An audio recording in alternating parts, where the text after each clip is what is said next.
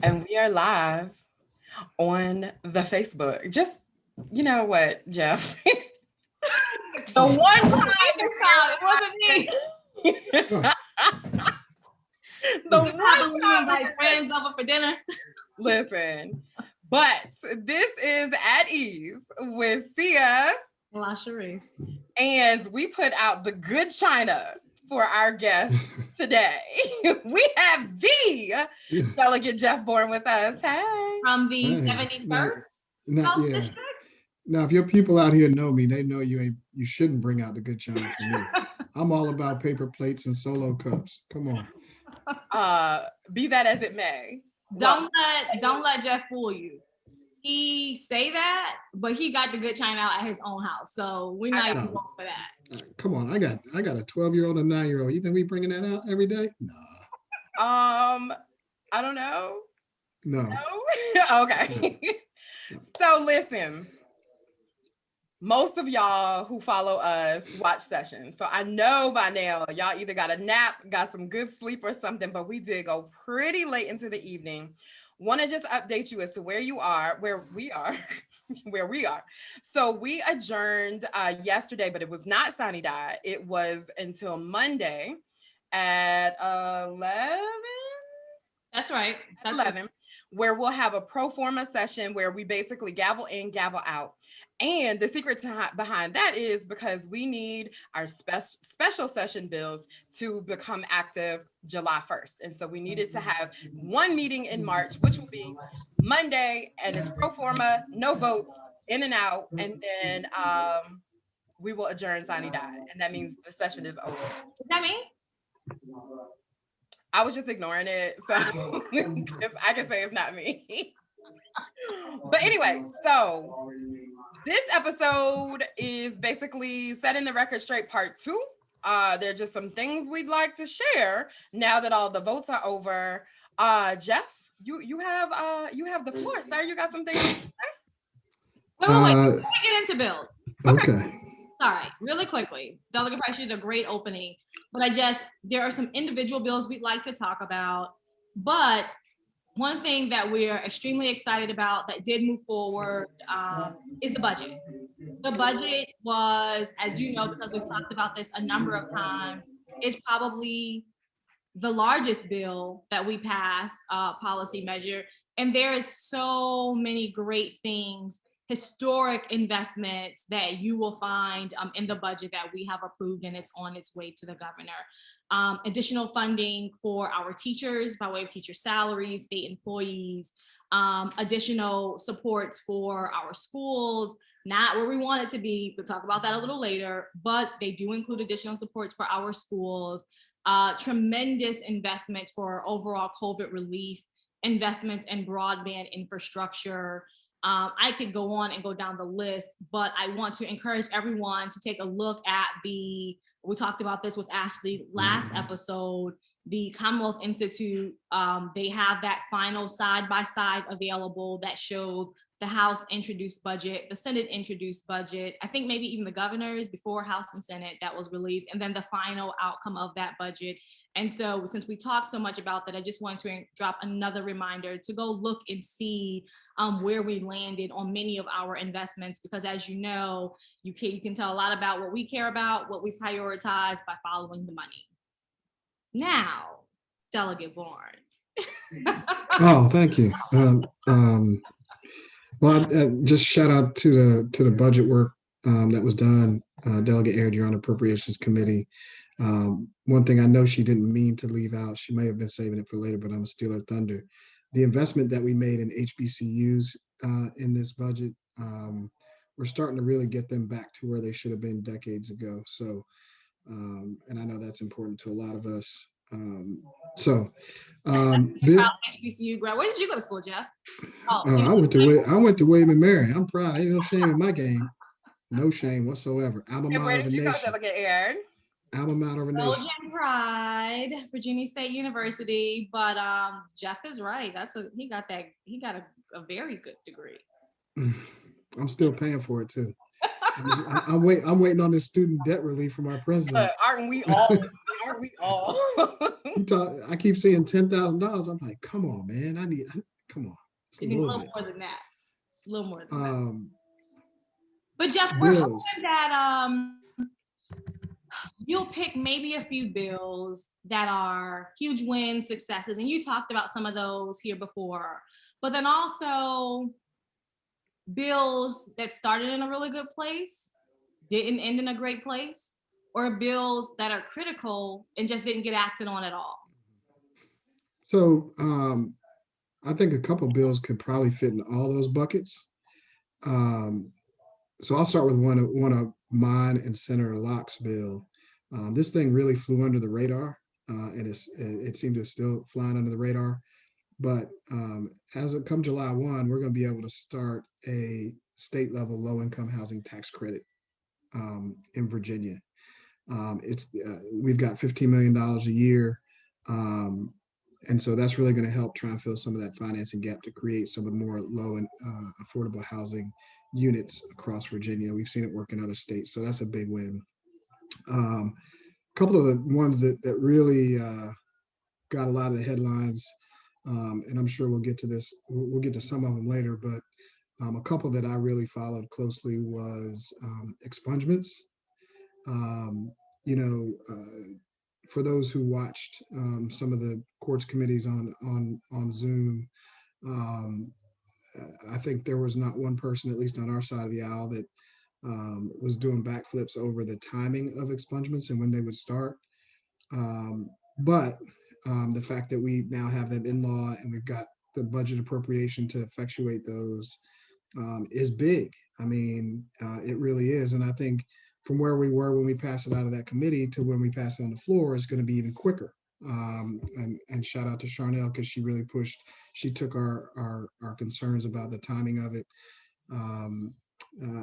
and pushed hard. So we're going to get that done a little bit quicker than what we even thought maybe a month ago. One big disappointment that started out in a good place, but unfortunately, we didn't get there at all. And that's eliminating mandatory minimum sentences. Not sure what happened, how it didn't come out of conference. But and all I know. Jeff, can you talk just to? I really want people to get the gravity of what mandatory minimums are. So can you just broadly describe what that is and the impact eliminating them would have? So mandatory minimums in the broadest sense are the sentences that are imposed. You know, if you get convicted of crime X, your sentence shall be no lower than Y. And for a generation, we've seen the negative impacts that's had on Black people and brown people. And so in Virginia, we wanted to eliminate those. We made a lot of progress, we thought, during the session, but the Senate adjourned without taking up the conference committee report, which was supposed to be the compromise between the two houses. And so I guess we got to wait till next year. I don't know whether or not there's anything the governor can do at this point. If there are any bills that are coming to him that he can amend to include this, I just don't know. Haven't thought about it. But that's probably the biggest disappointment because, you know, that was a big piece of legislation that was really important to a lot of us. And I know a lot of people in our caucus worked extremely hard on that to get it to a good place. And even the posture that it was in, 85%, 90% of the mandatory minimums would have been eliminated. And that would have been a big deal. So those are a couple that were in a good place, but maybe not ended up the way we wanted to. Yeah, I mean there was another bill about banning the box in college applications, but I don't know if anybody else around here knows anything about that. So I'll stop there. Shout out to Jeff for really holding me down, and everybody's okay. And when my bill came before him on the education committee to ban the box on our college admissions applications because we were asking people about traffic tickets and infractions all the way up to actual convictions, he really advocated in such a way that helped the bill move forward. So shout out to Jeff for that. How far did that one get, Delegate Aird? It's on its way to the governor's office. And by the way, I just wanted to hear that. it took 3 years. And so I mentioned that because the powers that be will always fight against the progress that we are trying to make. But that is why we're here, because we're committed to these issues. We're not backing down from these issues. And I can honestly say that in due time, we will get these policies in the posture they need to be in that really offers the maximum positive impact for our people. And I have my hand going like this, and my real Jay Jones, he does that a lot. It says on his Cory Booker all the time, but shout out to Jay if you hear this and you see this, I'm talking about you. So Jay kicking us to the curb. Well, I mean, I understand that elevation requires separation, but don't forget about us little people, Jay Jones. Miss him on the setting the record straight at ease, but it's okay. We might get a surprise visit from him later. Who knows? We'll see. What about you, Delegate Aird? What are some things you would like to set straight, setting the record straight? So I thought that instead of talking about specific bills, because it's too raw of an emotion for me to go there right now. I mean, when I think about a number of the bills that we just continue to water down, it's frustrating. And the way I feel right now, the emotion is palpable. So I'm just gonna say a few things about the themes we are setting as a General Assembly. So number one, I'll preface my comments by saying, I am so proud of the successes we have had, because honestly, I could have never imagined some of these successes while I was in the minority. It felt like we would never get there. And so by no means is anything I'm about to say taking away from those wins or those successes.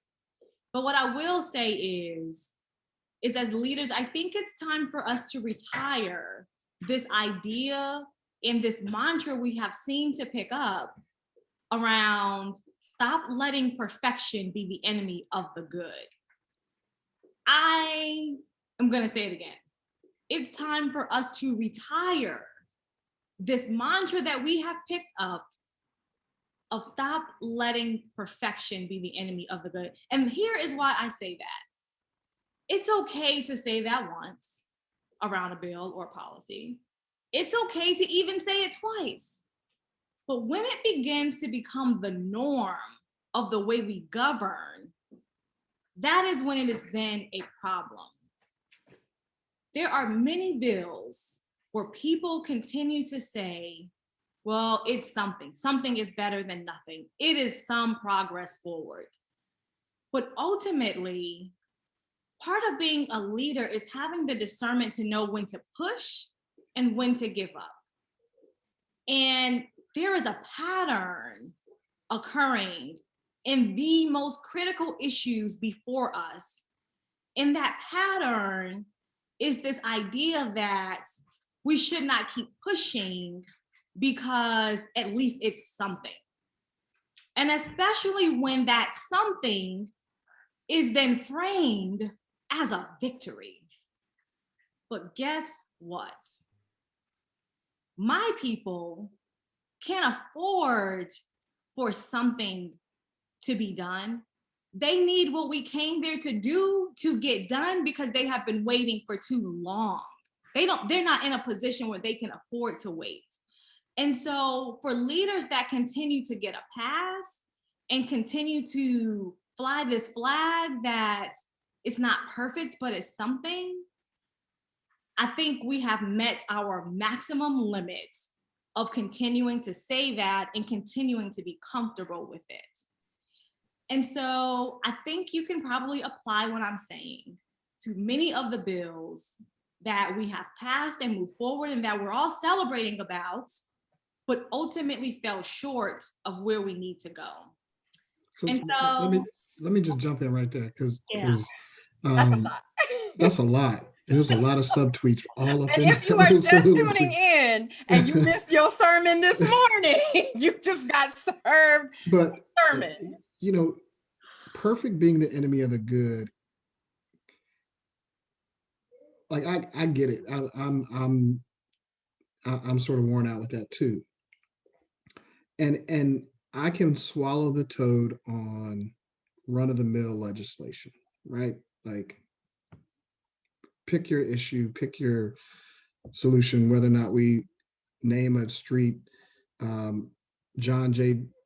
Dingleberry, avenue or street or road, right? Like maybe he wanted avenue, but we got to call it road for some reason, right? Perfect. We don't need perfect, we need good. But when you're talking about legislation like mandatory minimums, when you're talking about expungements, when you're talking about marijuana legalization, when you're talking about reforming pretrial bail and parole, when you're talking about breaking the school to prison pipeline, like perfect is the enemy of the good, right? Or good is the enemy of perfect, right? Because for generations we've convinced ourselves that we've been doing good, but we haven't. And so we have to aim for perfect. We said the same thing. We made the same analogy last year during the constitutional amendment discussion, right? And I think we've seen a couple of challenges that commission has had, that process has had already.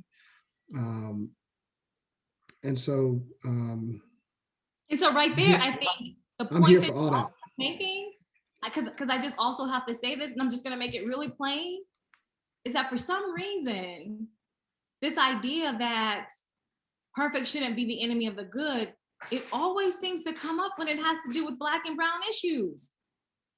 Why is that? And how much longer should that continue? You make a great point. And quite frankly, it's exhausting. It's exhausting that when we express, no, we want and we demand more, it is somehow acceptable to settle for more later. But I don't know that we can blame ourselves for that, right? Because society, the legislature, tradition, culture, and reality has suggested that we've been okay getting something. We've been okay just to get invited to the party, right? Like you should be happy that you're here.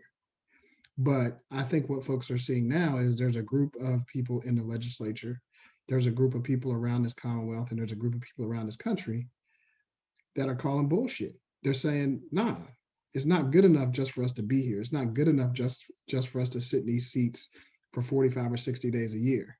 We're trying to get something done. And we're trying to right the wrongs that have been brought about by just getting something, right? Like we're trying to get a whole meal. We're not trying to get just the crumbs. That's right. And that's where like a lot of people were big up in me on some hypocrisy that I called out, on the Republicans. But like, go back and watch that, because if it's applying to you and you're on our side of the aisle, fix that. Because literally this summer, again, I will keep saying it, in June, posing for pictures at protests that you probably didn't even understand what the protest was about. Then by September, October, November, you working to water down the bills that the Black Caucus was carrying, still talking about Black Lives Matter. And then we get to January, and I mean, you just, I guess, forgot George Floyd, Breonna Taylor. Like, it is just, it's a short amount of time for such an about face. And that is what infuriates me, because just be honest. Be like, listen, I don't have a lot of Black people in my district. I don't have to deal with that. Like, just, I'd rather hear that. I respect you more if you're that honest. But then to be like, I'm an ally. I'm a champion. Here's some justice. But then that justice is actually not really in the bill. Like, dude, I'm sorry. Like Delegate Aird, there's a threshold. I have been, I think, mannerable. I think that has been civil. I've been civil. I've been diplomatic. Well, Respectable. and that's the problem. And that's the problem. That goes to what Jeff just said about how some of us have been showing up, not necessarily us, but how some folks show up. And I think that evolution is okay. I do. Like, so say for instance, if Senator Yvonne Miller, the first ever Black woman to ever serve in the Virginia House and Senate, showed up and had to play a game a little bit differently because she was the only one in the room, respect. She still fought and she still was honest.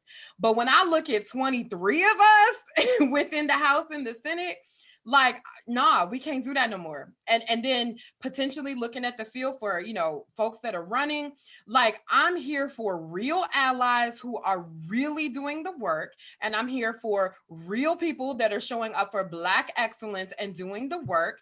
And honestly, but my inbox is showing that people see the difference. I mean, just a couple of things. One, I don't want folks to think that we don't have any real allies out there, because we do. And there are people that have come to me, at least on some of the issues, and said, look, Jeff, I have no idea. I don't understand. But if you tell me it's important, if y'all say it's important, I'm with you, right? Like, but let's take a pen. Shout out Paul Creasy, right? Like, really quickly. Let's take a really quick pen in that.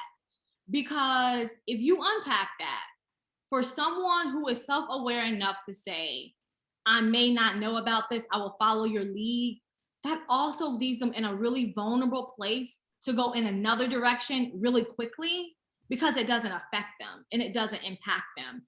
And that is also what we're seeing over and over. So you are okay to take my lead until politically it comes inconvenient for you to be. And that is where we are at a place and a position where that is no longer acceptable. I mean, I think it's both. I definitely think it's both. Shout out to the real ones.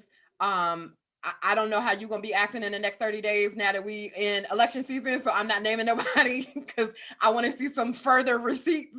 But we do have some, Jeff, you're absolutely right. We do have some people that are in the trenches with us, or at least willing, like you said, to just ask.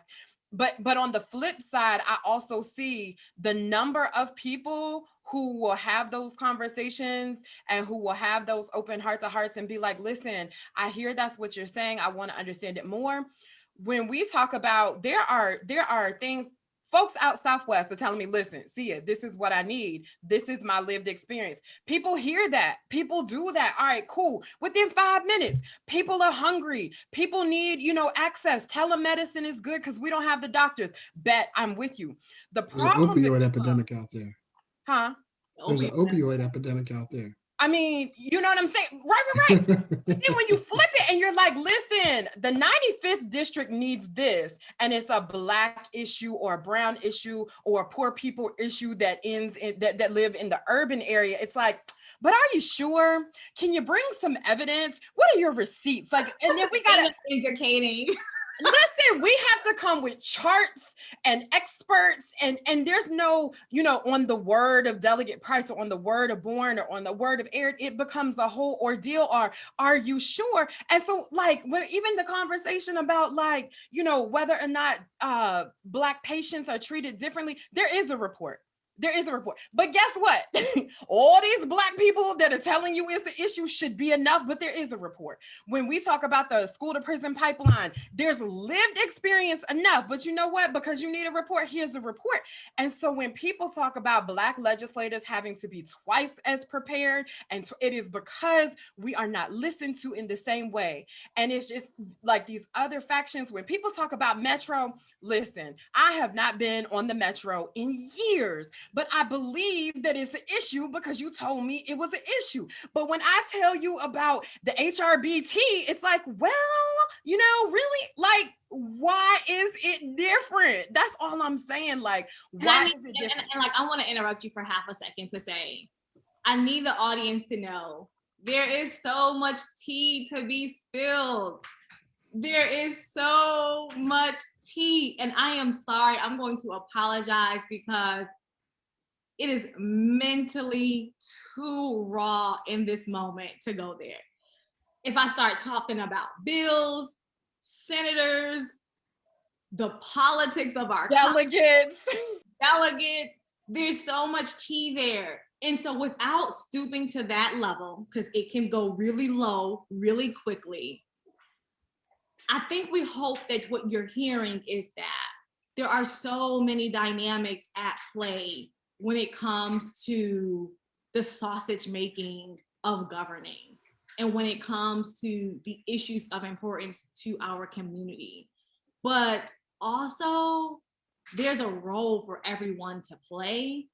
And if we don't share with you these dynamics, you might not understand how to leverage the role that you can play where you sit and in the position you're leaning into. And so I don't know how else to say it. That's super diplomatic. I'm on my diplomatic today because I don't know. It's either, there's no spectrum for me today.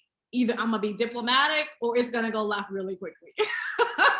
We ain't but a few We minutes have in, so had- I can't say that I'm not gonna go left. Listen, this is why I love the squad, because we come at it from 5 different ways. Today we got 3 members of the squad. But I will say I thank you, Delegate Aird, because it does remind for me that I want to bring up something to keep, setting the record straight. That's the theme of this. So I give impassioned remarks. Ask my mama, I was born this way. Like, I'm not quiet, I'm not shy, it's cool, whatever. But here's the problem with how folks demonize emotion.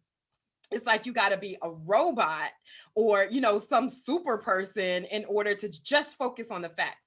And I want to get to a place where legislating with both reason, intellect, and emotion, right, is expected, because I think it's too easy for people to not have emotions like compassion or to not have emotions like anger. But usually that anger word is reserved for Black women. And it happened to me when I was setting the record straight on some bull that was being presented on vaccinations and COVID, whatever, right? So these 2 guys, or was it COVID? Was it elections? It could have been anything. But 2 guys, one from Northern Virginia, one from out Southwest, messing with each other, right? They in it. They angry. I come in, oh, it was about voting rights. I come in, say my thing, and the write-up, Washington Post, looking at you, was, this is what Gilbert said, this is what Simon said, which sparked an angry response from Price. And so I had to check the tape because I'm like, yo, I really do try, because I know about racist stereotypes. And I look back and I was like, oh Lord, if they think this is angry, they should never make me mad, because I was breathing, I was speaking clearly. But it's like, if you are a woman, specifically a Black woman, woman of color, and you have declarative sentences that don't have inflection at the end, then somehow you are intimidating, you are, angry, you are blah, blah, blah. And I'm like, as if people strategically coming after Black people's voting rights isn't enough to make someone angry. But why is that word only used when we speak? And so I just want people to even understand words matter. Language means things. Pick another word. Get the thesaurus. At least give me that honor. But yeah, so that happened. No, go ahead.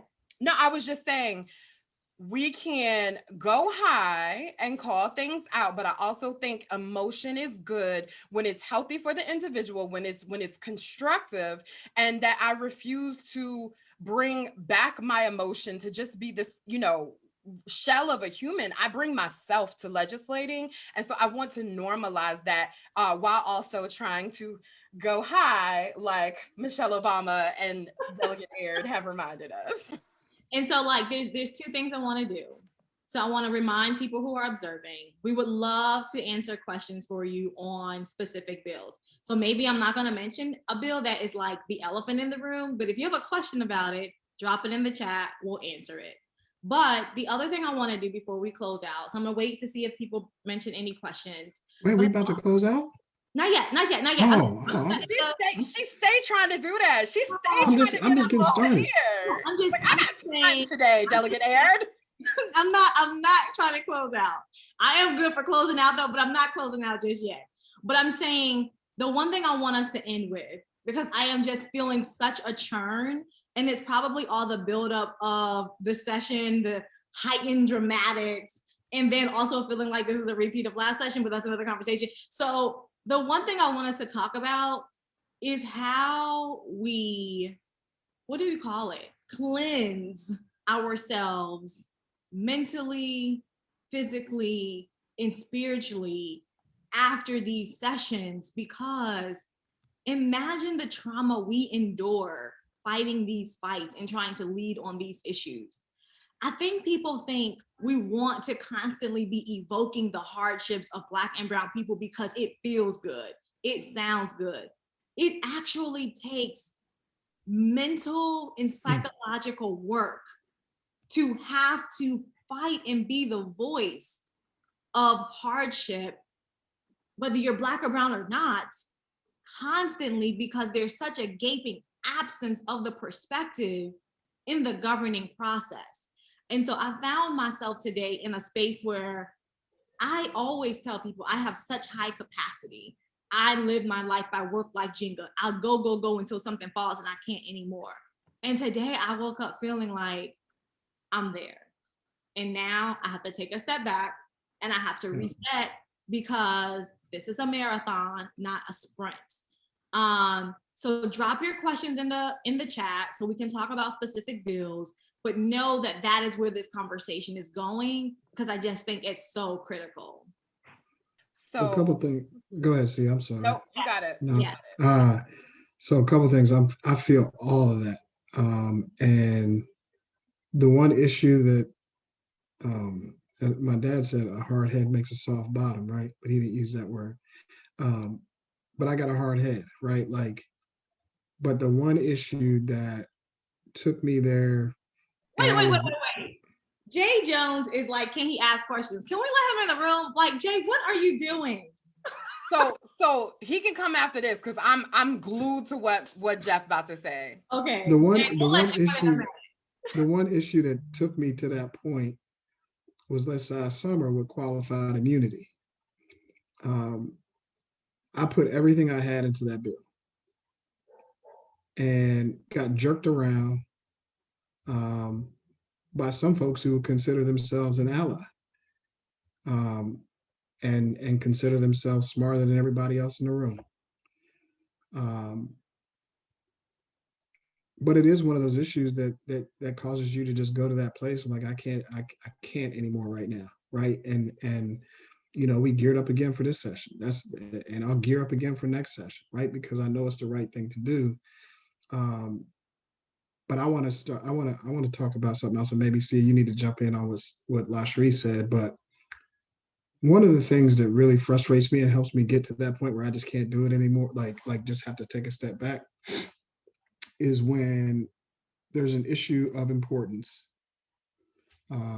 in discussion, and some folks say, I just can't get there, it's politically not good for me, and all the deference in the world is given to those voices. But when you have people who have been there day in, day out, issue, vote in, vote out, say, look, I've got concerns, whatever, like heartburn, I don't know if I can do this. I'll just speak for me. Like, I'm looked at like, what do you mean? Like, what do you mean? And that's pretty trying too. And that'll help me get to that point that Delegate Aird is at, because we give a lot of folks a lot of passes, and it's frustrating. Yeah, I just want to add, I think I try to do this every single time we're on, but if you have access, if you can afford it, if you have the insurance, there should be zero reason why you don't have a therapist. Like, get you a therapist. And I say that because if you are working within the public service space, whether it's advocacy, whether it's social workers, teachers, I mean, legislators, whatever, right? We often encounter people at the worst moment of their life. And a lot of that, if you're anything like me, like I'm still looking into it, but I believe I'm an empath, right? And so I become this sponge. If I never plain empath. listen, like there's nothing else to describe the way this happens. listen, all I know is I can speak to 5 people, 5 constituents with issues, and I can actually get them solutions to the issue. But when I walk away from that situation, the exact emotion that they felt, I feel like I'm the one going through it. And then imagine you have people that are like, well, my delegate won't listen, so can I talk to you, right? And I'm like, yo, I don't know nothing about that. Thing. It is a real thing. But listen, wait. All I'm saying is, and just keeping it real, I don't really want to deal with why the stigma is there in our community, whatever. You don't have to tell nobody. But if you are like really feeling heavy because of the work you were doing, because of the emotions it takes you through, because of the re-traumatization that it takes to talk about the trauma in order to get somebody to believe that it exists, in order for them to do something about it, get you some help. That's all I'm saying. My therapist has been amazing and told me some really good tricks about how to deal with things straight up head on. There's no way I could do this job and not have someone to talk to get those strategies about how to get back to that place. Because if I stayed in the emotions that I was in last night, then I would not have had a productive day today, right? Wait, so can y'all drop the links to your therapist in the chats? Absolutely, but there's Headspace. There's another one that's given, like, because of the pandemic, they're giving like free sessions to students, vets, and essential workers. But anyway, yes, we will drop that. But yes, get you some. Drop the links in the chats to get good therapists. I appreciate that. And we have a visitor. Well, not a visitor, not a real visitor. But we have the candidate, Jacob, for Attorney General. Well, we have Mr. Jay Jones. I am going to say you all are in for a treat, because not only is he the candidate, but let's just call it how we see it. This is getting ready to be the next Attorney General of the Commonwealth of Virginia, and he is taking time to come and honor us with his presence. Hey, Jay. Before you get started, I just want to congratulate you on creating the office. I just want to congratulate you on creating the Office of Civil Rights in the AG's office. Well, look, there's a lot more work to be done in that to give that thing some teeth. But what's up? What's up? What have I missed? Can we stick a pin in that, because this is setting the record straight. And actually, I'm sorry. Just call me Petty Tendergrass. Turn your camera off, Ms. Candidate Jones, so we can be messy really quickly.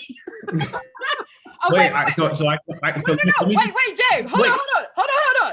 We forgot the disclaimer that we say every time. So, as you are watching At Ease with Sia and Lashrecse, especially when we have with friends, who you should attribute the words to are the person who said it out their mouth.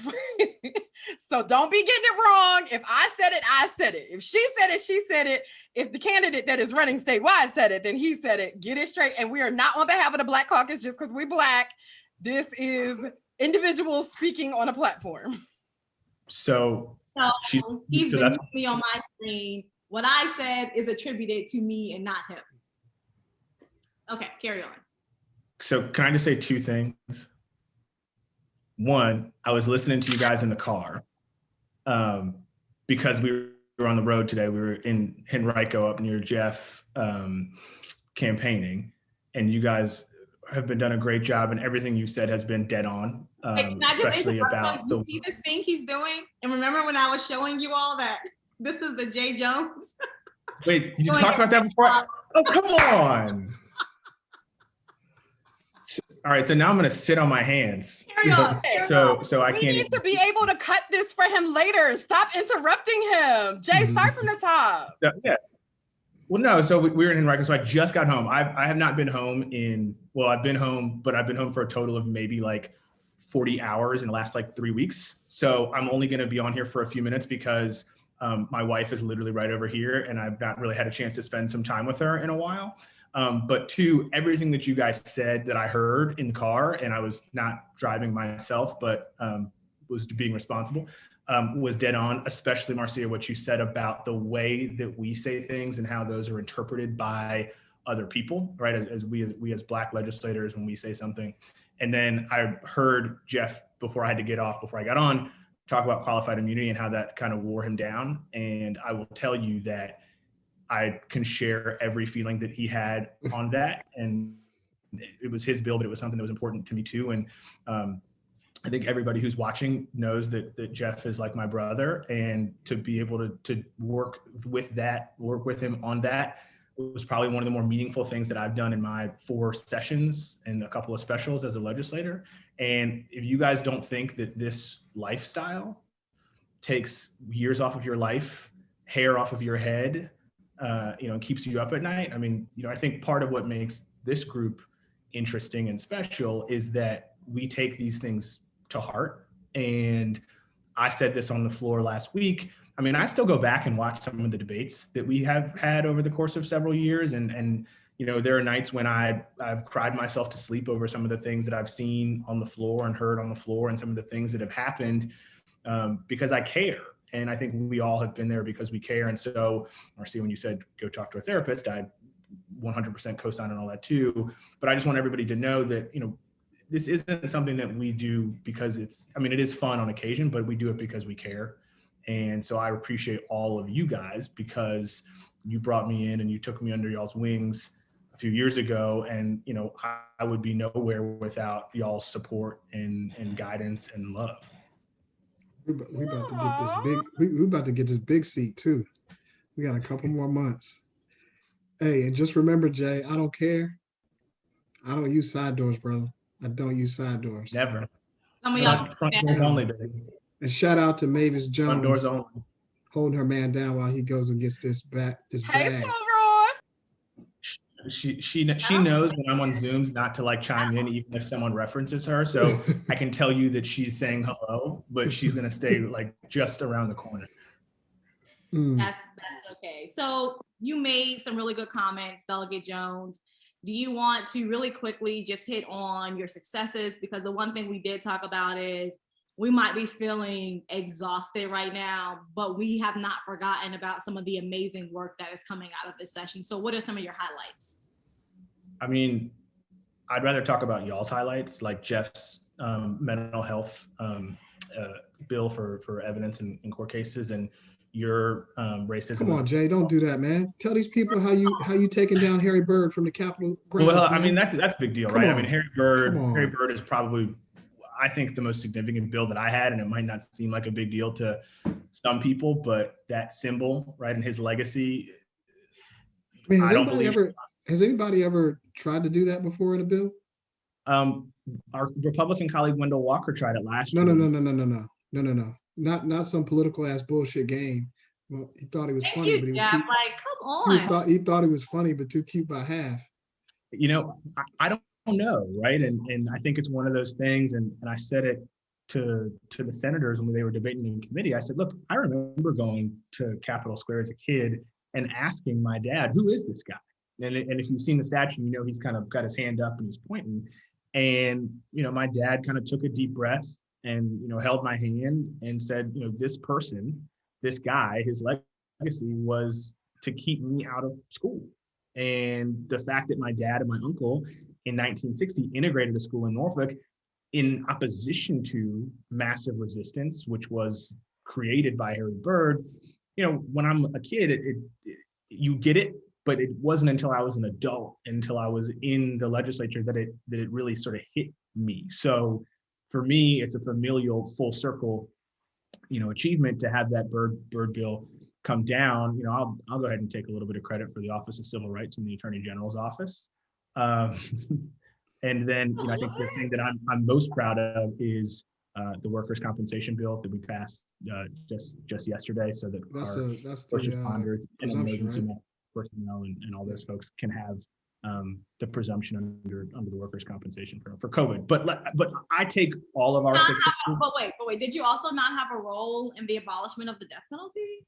I did. I mean, I was the chief co-patron. Something that's obviously very important to me was just to move that along. But I take all of that, right? That's us as a group, because it's no one individual's accomplishments, and I kind of sit back in awe of what all of you guys do, and I'm sure you spoke about it, but I will say it again because we said it on this Zoom for JMU on Wednesday or Thursday.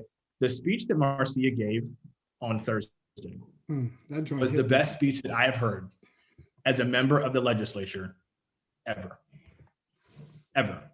I mean, Aird, look, between Jay's speech that one time and Marcia's speech this session, we got to keep working. We hadn't hit there yet. Jay, can you tell these people how you looking out for the young kids speeches too? On the floor against that redistricting amendment, where Aird poured out her soul about how her word, just some of the same things that and then you, sir, like, don't even. I've shed. I'm not even a crier. I've shed tears with the two of you. So it's all four of us. Trust. I don't know that I felt what I felt when you were talking on Thursday. Yeah. I mean, Jay will tell you, I had to go back and watch it again. Mm-hmm. I did too. And Jay, didn't you pass a bill that flew under the radar regarding how juveniles are treated by judges when they're in the court system?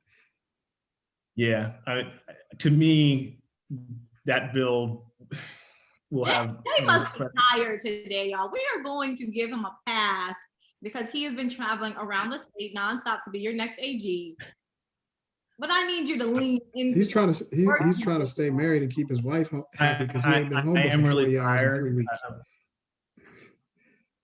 True, but you know what? You think about, like, the things that we do are nothing compared to the sacrifices that the folks have made who work at the Port of Virginia, who are on the front lines, right? Who are making sure that everything stays running on time, even during COVID, right? Like, people are working multiple jobs just to make ends meet, and we're working on their behalf. But I'm tired, but I don't even know what tired is when you talk about what they do. But yeah, I mean, the juvenile bill is great, and it's kind of technical, but basically prosecutors were pleading away a statutory right for our juveniles to have review hearings after 2 years of commitment. And so what we did was we sort of put it in the code that says you can't waive those 2-year review hearings. And at those hearings, judges can keep the sentence that was agreed to. They can change it, which, it's basically saying DJJ should do its job. And if they're doing it well, these children should have an opportunity to have their sentences modified. So it's not technical, man. You're making sure that these kids get 2-year reviews that they weren't getting. And I do think that juvenile justice,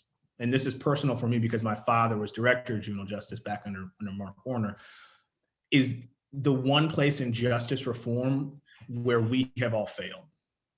Because I think there's so much more that we can do about how we treat our children in this Commonwealth. And I failed, right? I had the bill this year, but I failed because I probably could have done more. And I think when we talk about the next frontier of justice reform, it has got to start with our children. So, can we get back to why we all need therapy and why we all feel so heavy during session? And this is a small point, but one that I think is important and instructive. And maybe, I know y'all think about it, but maybe the viewers don't really think about it. I know all of us, I know the folks that we serve with in the Black Caucus take this on, but we are 23 people, 23 districts, most of them majority minority. But there are so many other Black people who don't have the representation that we give our constituents, and we represent them too. So we take on their issues, we take on their fights, we take on their trauma, their issues, and we have to do it. And I know the folks from back where I grew up in Southwest and Withfield, Virginia, appreciate it. Got text messages most of the session, so I mean, we represent a lot more than the 80,000 people in our districts. So Absolutely. I mean, like, not trying to be funny, but Delegate Ward was championing trying to get farmers within the minimum wage. And I mean, Hampton is it's not a lot of farmers, but she knew the importance. She knew where the exclusion of them had come from, you know, a racist past. And it's just so funny. Like, we haven't even begun to mention the hate mail, hate emails, why I don't use Facebook Messenger, all of that. We haven't even touched that. This is just doing the work. You know, this idea of, well, why y'all always talking about race? It's like, I would love to not be the only one always talking about race. I would love for there to be equality so that I don't always have to talk about race or gender or, you know, all of these other things. I would love for there to be a chance where I could talk about rainbows, puppies, and things, and, you know, other people get to talk about artificial intelligence in tech, which I love. But you are talking about that though. So you are, but just like if we could just talk about regular things and have regular days, that would be awesome because it means we have achieved equality. Also, we invite other people to talk about race and gender and class inequalities too, so that we don't have to carry the load as heavily. But I understand that that is, you know, that is coming. It depends on districts. It depends on blah, blah, blah, all of that. But just like, do not be in my mentions talking about why am I always talking about race? Because race is an issue, period. But I mean, I think that boils down to sort of the central issue, which is we are trying to dismantle 400 years of systemic and institutionalized racism. I Right? wish And I was so like a radio host and could drop a funk flex bomb. there's so much work to be done that Again. does center on race, right?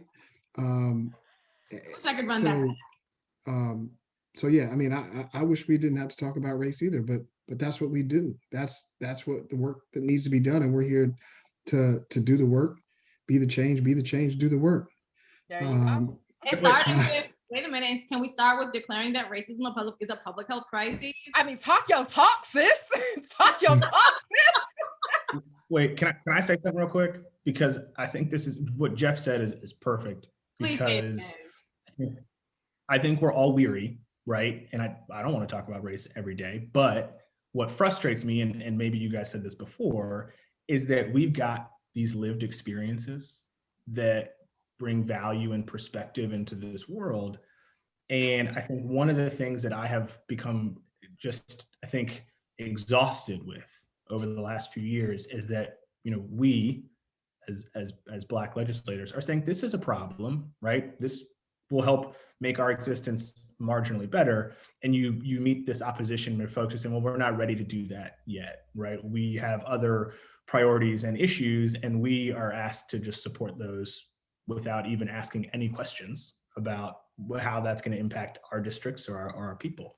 And, you know, it almost feels, and I've thought about this a lot because I spent a lot of time in the car. It almost feels like that Greek mythology story, right, of Sisyphus, when you roll the rock up the hill and you get to the top and then it falls right back down on you. And you do that every single day. You know, and I'm not complaining about what we do, but I think what I hope is that folks can say, look, your viewpoints are valid, right? You're not making this up. You're not doing this for a headline. All I think we are looking for is to improve our lives, to restore some balance and some equity. And I think that first takes an acknowledgement that we didn't start out as equal folk, right? When people say, oh, a rising tide lifts all boats, that doesn't account for the folks whose boats have holes or people who don't have boats at all.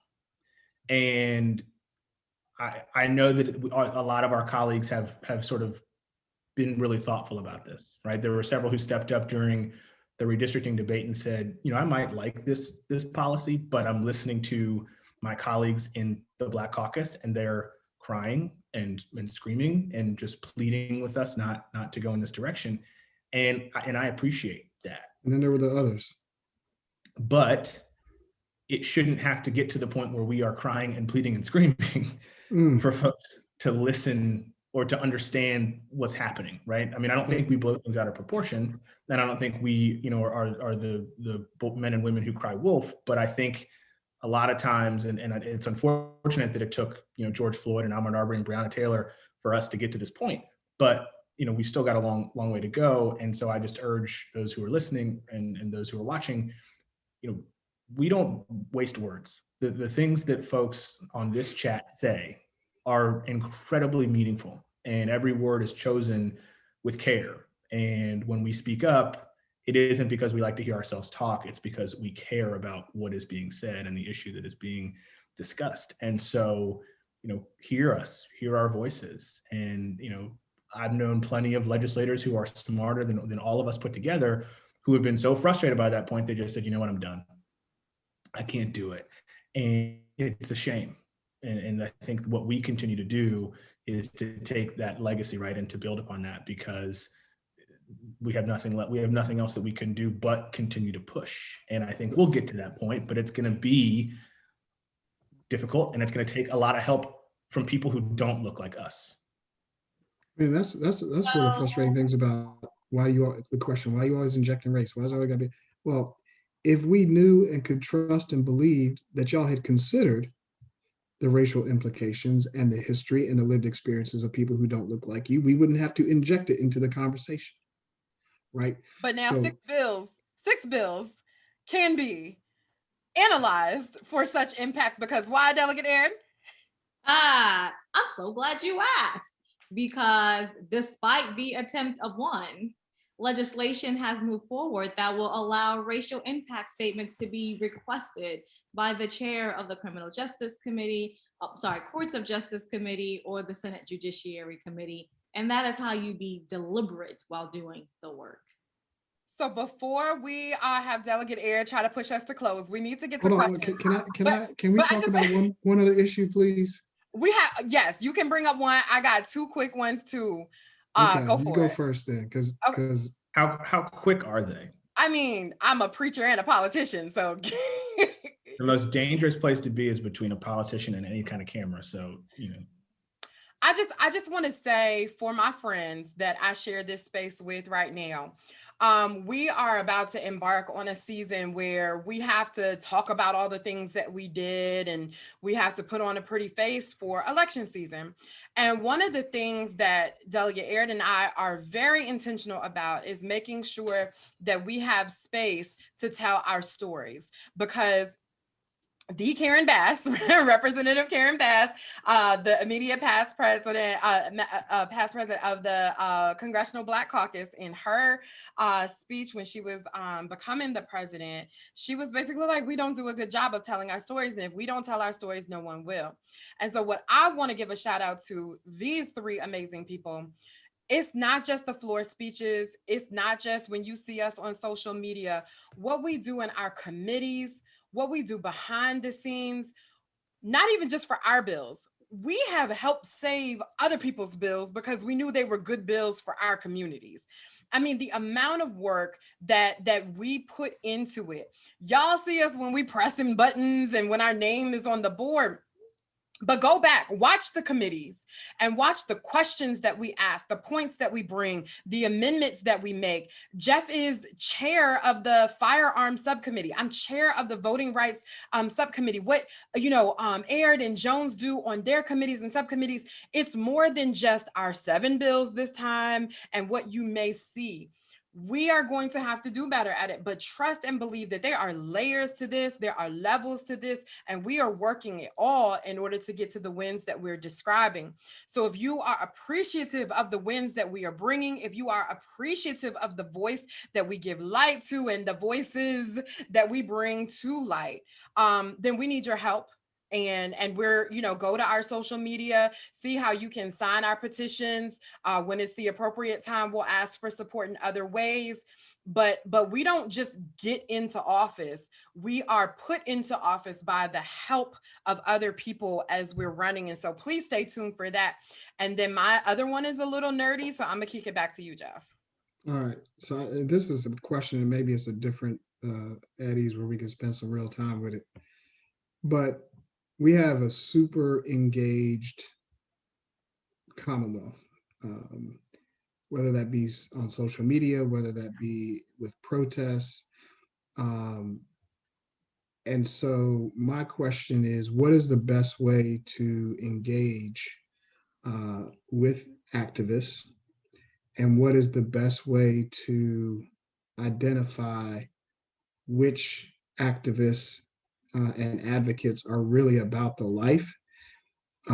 Because, and this is just me, and it may sound whiny, but you know, I've been trying to figure this out, is that we're doing the work, right? The exact work that the advocates want us to do. And they come to us for help with the work. But the next day, we got arrows in our back for some reason.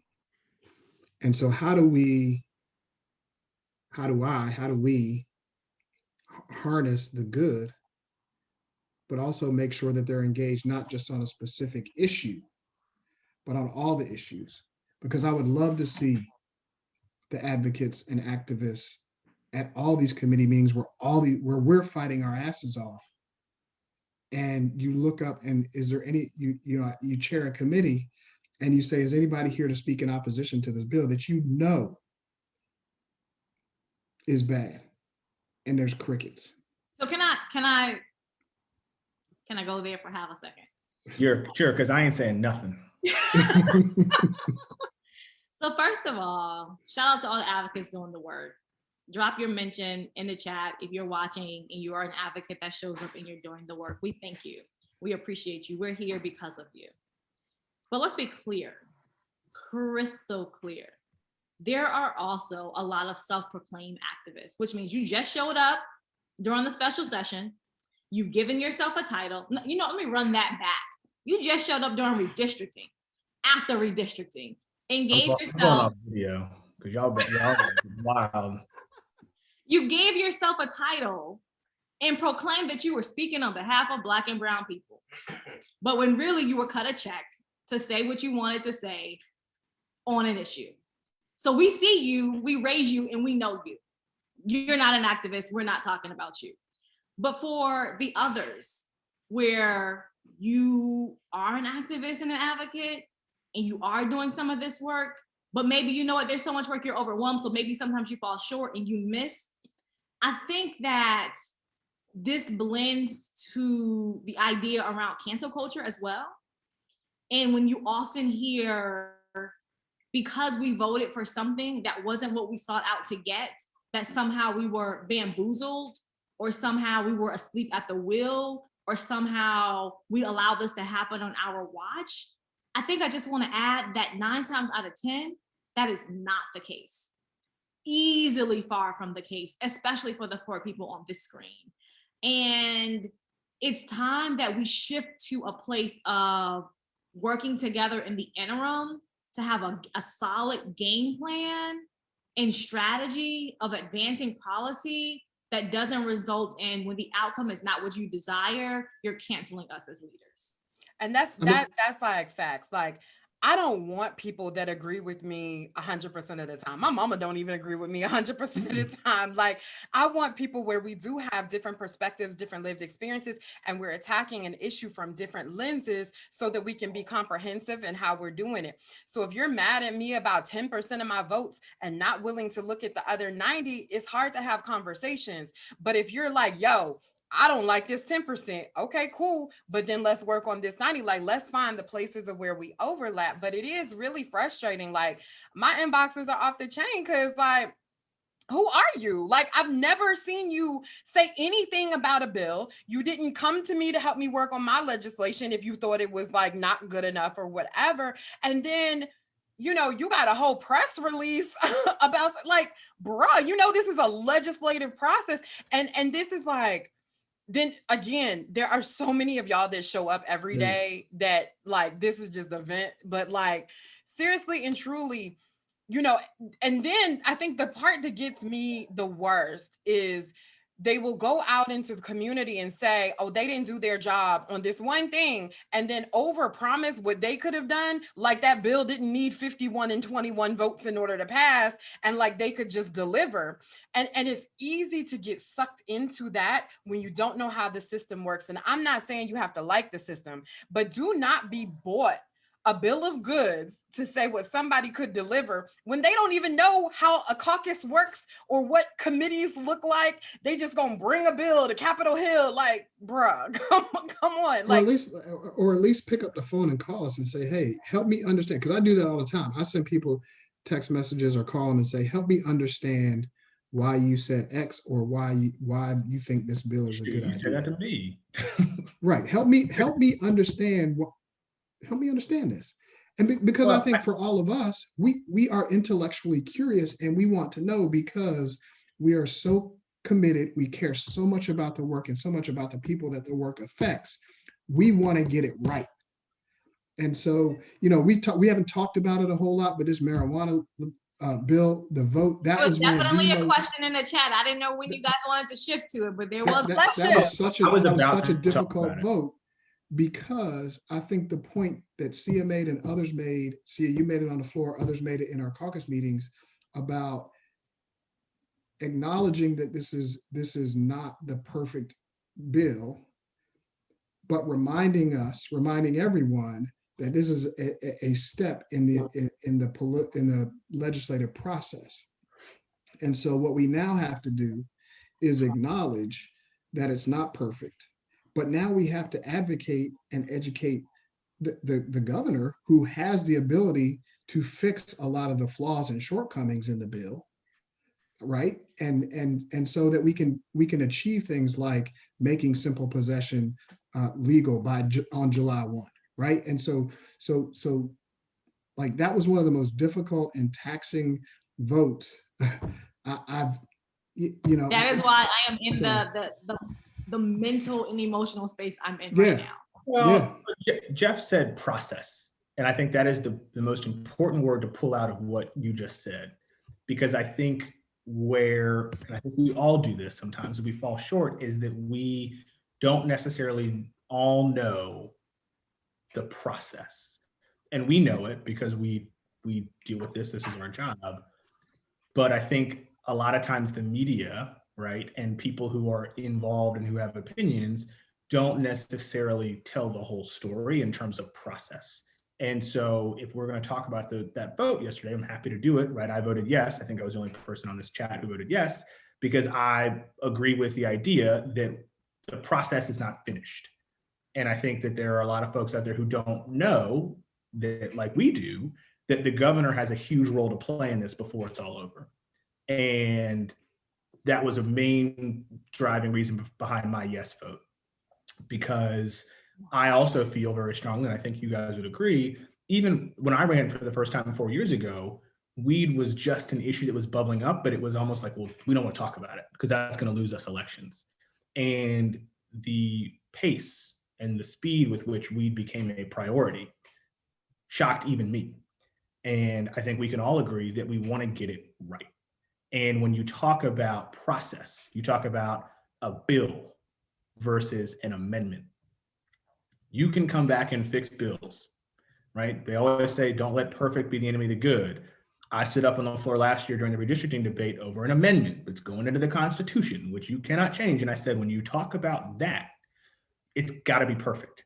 And so you've also got to remember that from a processing point, and that I wish it was the case, it ain't, that everybody in the chamber thought like we do. But part of our job is understanding that everybody comes from a different constituency with different motivations, with different lived experiences, with different perspectives that we've got to understand, manage, and figure out how to get 51 and 21 to yes, right? Or less, whatever it takes, plurality. And I think oftentimes that nuance is lost in a news story or a Twitter article or a tweet, because there's just not enough space, because it's complicated and it's complex. So and because we bear the brunt of that sometimes. We kind of getting into that space where before you got on, Aird and I said we weren't ready for, and because I want to respect all four of us on here and all four of our decisions, I want to just get to the specific questions. And the specific question was, why won't it go into effect until 2024? So maybe since you voted for it, you can say so, Jay. Since I voted for it, I can say so. Yes. Well, I think there are a lot of things that go into why it's not going into effect until 2024. And I think I just spoke on a couple of them, which is you've got different people from different constituencies who have different motivations and different expectations. And unfortunately, for better or for worse at the moment, the Black Caucus has more members than we've ever had, but it's not at a point when we can, really sort of push that whole thing. We try, right? But some people don't listen to us. And I will say that I had very, very little to do, if anything, with the negotiations of that bill. And the conference report that all of us received at the same time yesterday, all 260 something pages, is dense. And even as a lawyer, I still have to really sit down and pore through that document. And sometimes you have to accept not even a half a loaf, but a quarter of a loaf over nothing. And I will say openly and freely on this forum, I voted yes, because I do believe that the governor is going to amend the provision on 2024 to make it 2021. And we get another bite at the apple because we get to vote. And if he amends it, we get to vote. And we don't always agree. And I got a lot of phone calls and a lot of text messages from folks who said, your group, your squad, you were not on the same page. And I said, that's not true. But I think it was very palpable, right? And was apparent to people that we all sort of moved differently on that. And here's, like, I don't disagree that I think the amendment's coming to make it July 1. I mean, I hold out hope. I'm eternally optimistic, right? But I think Sia's original question of why it's 21-24, and maybe this is too deep to get into, too messy, whatever. But it's a question that I had and tried to get answered.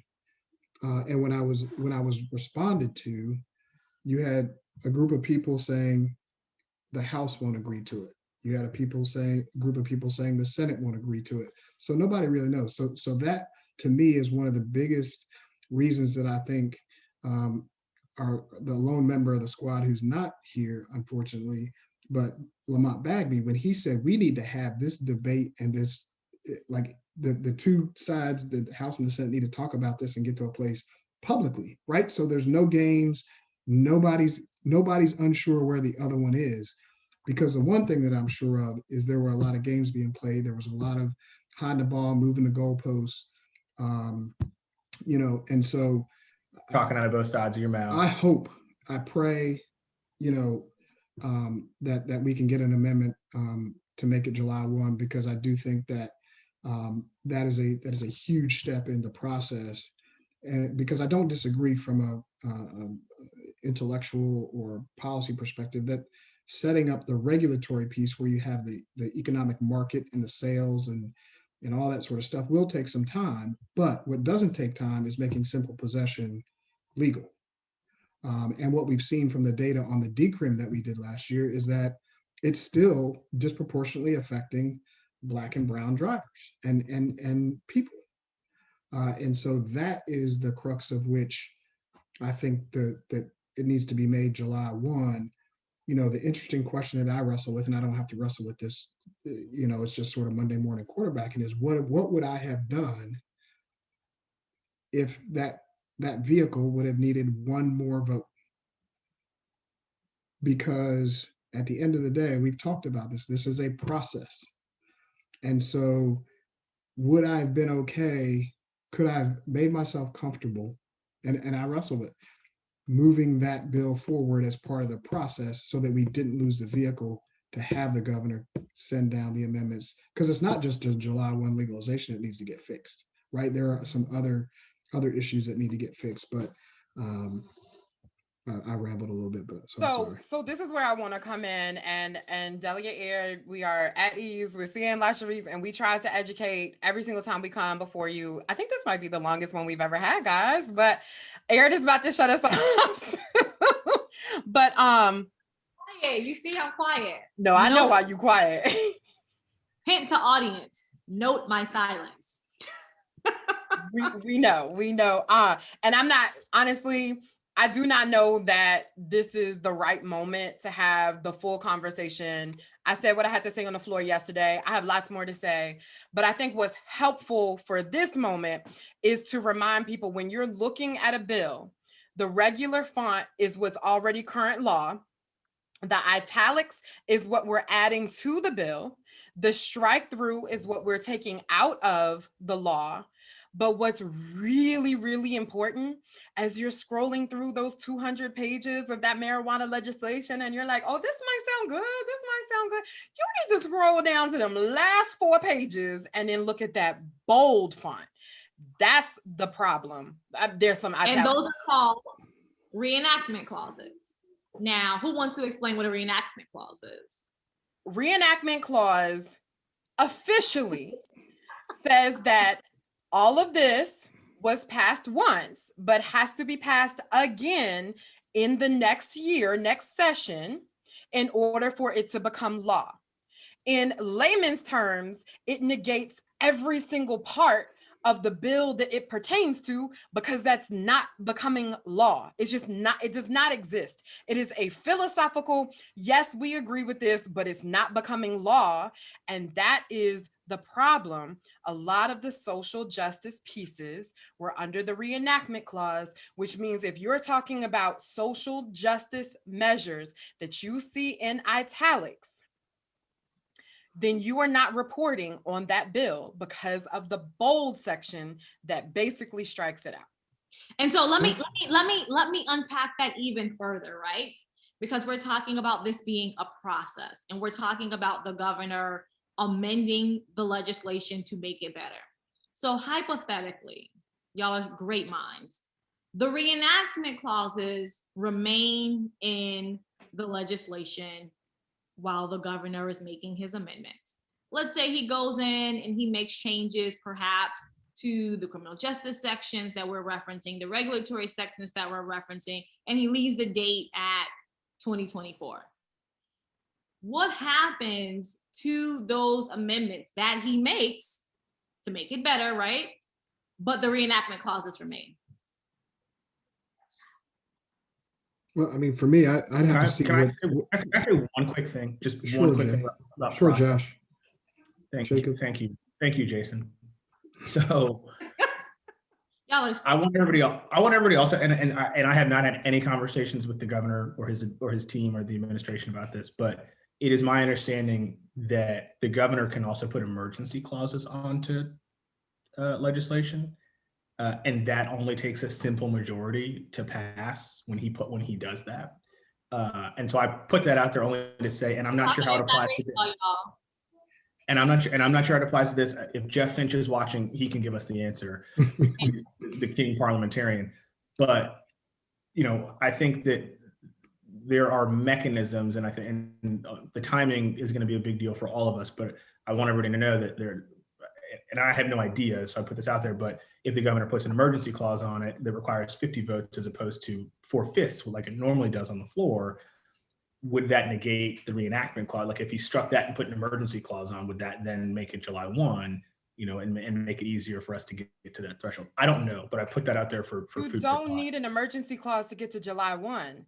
You just have to strike the reenactment.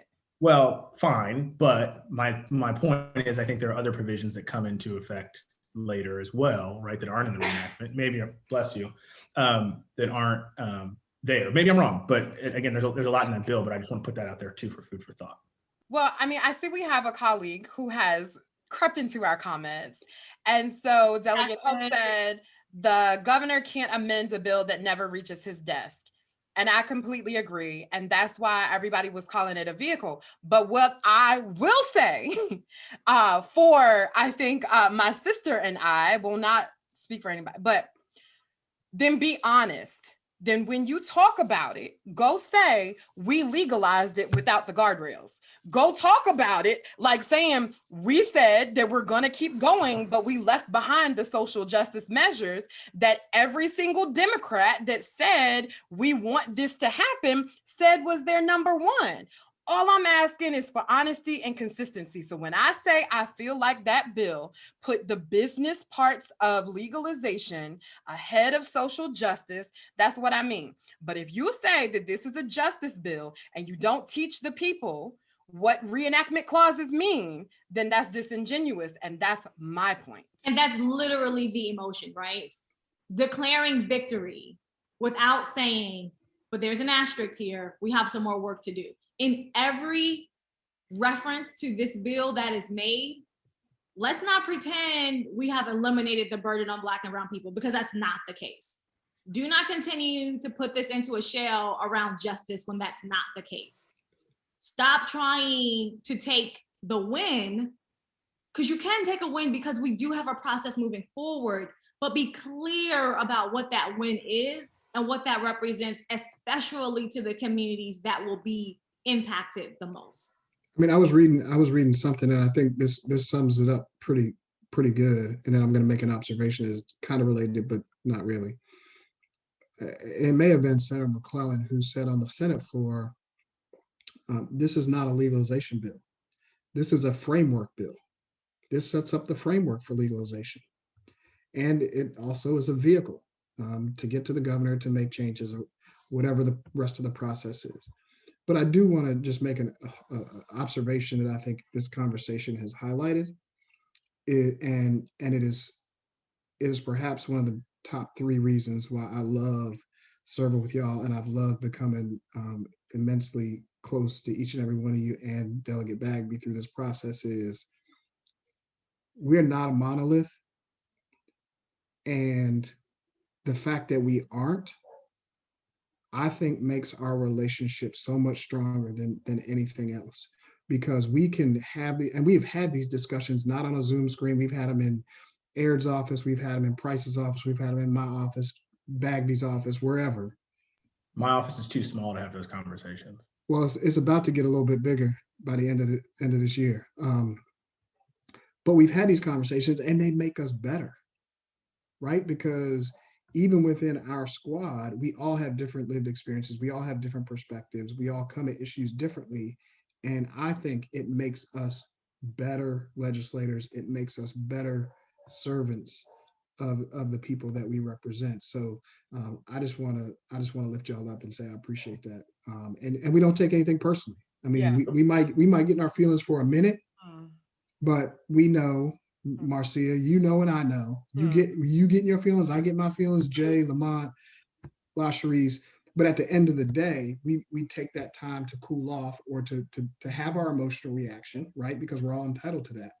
But at the end of the day, we know that when the shit hits the fan, you can count on the other 4 of us, and we're going to be good, because the work is too important to let, you know, a disagreement on a policy or an approach to a policy get in the way of that work. So I think that the fact that we can have these disagreements and policy discussions without it impeding or infringing upon the relationship, and more importantly, the work that we do, is really rewarding, and I just like it. So that's my observation. But I will say it's because of the honesty that we have amongst each other as well. I will say that I think it plays into it. Huh? And respect. Absolutely. Right? I mean, we all disagree, right? We all represent, I think, generally similar districts, right? But like, we're all majority minority, right? I think, just like Jeff, and actually I think all of us, I represent every low-income housing community in Norfolk, right? Like, but I also represent some of the wealthiest people in the city too. And so, you know, I think while people expect us to always be on the same page, it ain't always like that, right? And this is like family. We bicker, we squabble, right? But we always, I think, at the end of it all, you know, talk to each other, figure it out, and we'll find a way to say, okay, look, we all got to sort of move this forward somehow, some way. And, you know, reasonable minds can disagree, and I think we're all reasonable minds. And I do think it's kind of funny that when we are not on the same page, that it becomes a thing, you know. Right. That does amuse me, because I got a whole bunch of, you know, calls and texts yesterday from people. They're like, what's going on? And, you know, while we, I think, have become this very tight-knit group, we are, I think, still all individuals with our own passions, energies, viewpoints, right? That sort of make us unique. And I think that's part of what makes us stronger too. So one other question. It was just getting too mushy. I'm sorry. Did you want to say something? I just want to say one last thing before I move on. Because my computer died, y'all. If you watch this, you know that's no surprise. So before we move on, always are on zero. So before we move on, I just want to say something about trust, because I think where I was going around the way we frame not just the marijuana legislation, any bill, any criminal justice reform, any policy, when voters believe that they can trust that what we're saying is what we're doing and what we're fighting for is actually the result of what we're putting out. When we tell them we don't fully get all the way on something, or when we come to them and say the honest truth about what was accomplished, they respect us more and they have much more faith and trust in their leaders. But when we do things like declaring victory before we actually have a victory, that is when people become apathetic, because they find out by happenstance and they learn and or realize you are a politician. And I think that is what we all strive not to just be. We are not just politicians. We are servant leaders that are doing this work in our full and whole selves. And that is why it is so important to be honest about where we are and what we have done beyond just the political ramifications of one issue over another. And so that's all I wanted to put out there into the atmosphere, because I just think we lose the trust element so regularly in this work that we're doing, and we really just can't afford to in this day and age. And I'm done. Awesome. So for some reason my video won't come, my video won't come back on. Oh, wait a minute. I think I don't know if that's intentional. Of course not. Did that work? There we Okay. So the next question is about DOC, Department of Corrections oversight. The House bill from Delegate Hope died in appropriations. Thank you, Delegate Aird, for wanting to get it right, and Delegate Price for helping to shut down the bad Senate version. Where do we go to be sure that money is available to fund this going forward when it comes out of the, I guess, Crime Commission study? So first of all, let's give a little backstory. So there was a bill that basically would set up an oversight entity for the Department of Corrections, where answers to questions would come, like just kind of like everything that you can think about oversight. So it passed out of the subcommittee, the committee, and then went to the Public Safety Subcommittee, and then committee, and then it went to appropriations. And so that is where I believe Delegate Aird, did you want to speak to what happened there? Yes, I do. So if I remember correctly, first and foremost, this is really critical legislation. And I want to say that because we spent a lot of time in the interim talking to individuals about what they are experiencing right now. And we've even talked to the administration about these concerns to see if there was a plan and or recommendations to rectify this. And Delegate Hope talked about this a little bit when he was on the last version of At Ease. And ultimately, there is still work that needs to be done to ensure that the approach that we're recommending is a sound approach. And so that we are getting an idea of true cost, and we're getting an idea of the infrastructure that needs to be in place to ultimately allow the mechanics of that oversight to actually occur and work. So with that, I'll just make a general statement about studies. So all of us have committees that we are on that meet in the interim. I serve on the Barrier Crimes and Background Checks Committee. I'm vice chair of that. The Deeds Commission. What are some of the other ones that you all serve on? Commission on Youth. I think I'm on HERC. Board. Hey, yo, I'm gonna need help on HERC, so let's talk. But the Commission on Electric Utility Regulation that hasn't met in 4 years. So Oh, that's Talk but that's what about but that's Reform. where they set my my bills. okay, so in general, Aren't they obviously gonna- there's some politics involved in this, Aren't but they gonna in get the general, we serve on committees that meet in the interim meeting when we adjourn. Monday, we'll start meeting on these other things that work towards things that were sent to studies or bills that we're looking at, processes that we're looking at. Those meetings are public, and those meetings also have public input. So if it's about the DOC, we can find out which committee that went to. I had a bill that was looking at how managed care organization and insurance decisions are potentially impacting communities of color and providers of color within behavioral health. And that is going to the oversight committee. So when those meet, you got to be there to hear the conversation, because some of those recommendations that come out of those will become bills or not become bills, because they'll be able to say, well, they didn't recommend it, blah, blah, blah. So there are ways that you can stay engaged when it's not just session. And I don't know if the chat shows up, so just so y'all know. but there are ways to stay involved. So on the Virginia General Assembly.gov site, you can go to committees and you can find these, click on them, see when they meet, see when their videos are, or you can reach out to your legislator and say, hey, this is something that I'm following. I need help following it. And then they can help you get to the right person and send the links. And maybe this is going to be later in the fall, or, once we get ready to go into session. But I will say that these studies that these committees and commissions look at and do over the year, like, they result in legislation, right? And so be involved, be engaged, be at these study commissions, follow them. And then there's also a whole process and that residents of Virginia, citizens of Virginia can get appointed to these commissions. So make sure y'all are up on that and find, I don't have it at my readily disposal. I put it somewhere, but I don't have any. We'll drop the link in the chat to all the boards. Oh, okay, good, because they don't give me access to the whole Facebook chat thing. No. It's probably for the best. Oh, wait, you can't access that either? No, I can't see that either. You can share it to your page. Just stay up off my page.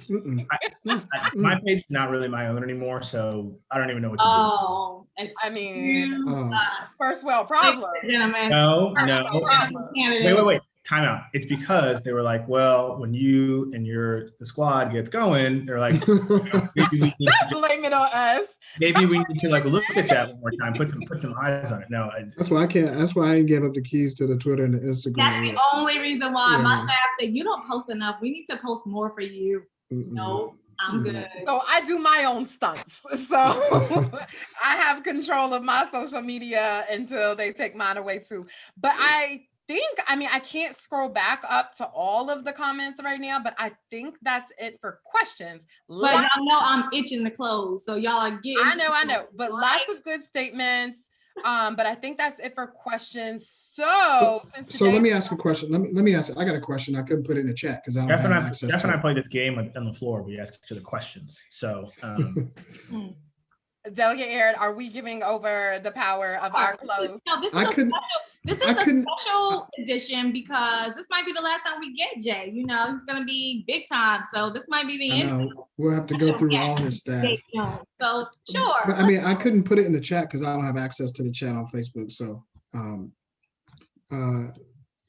what was aside from the conversation we just had, the issue we just talked about, what was, in your mind, each of you, one, the biggest disappointment that did not get done this session, and two, what you think is one, the